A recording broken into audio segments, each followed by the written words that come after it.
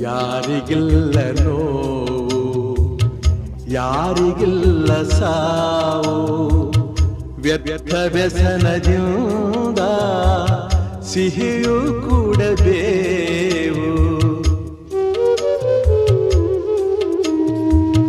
ಬಾಡುವೊಂದು ಸಂತೆ, ಸಂತೆ ತುಂಬ ಚಿಂತೆ, ಮಧ್ಯಮದಗಳಿಂದ ಚಿಂತೆ ಬೆಳೆಯುವುದಂತೆ.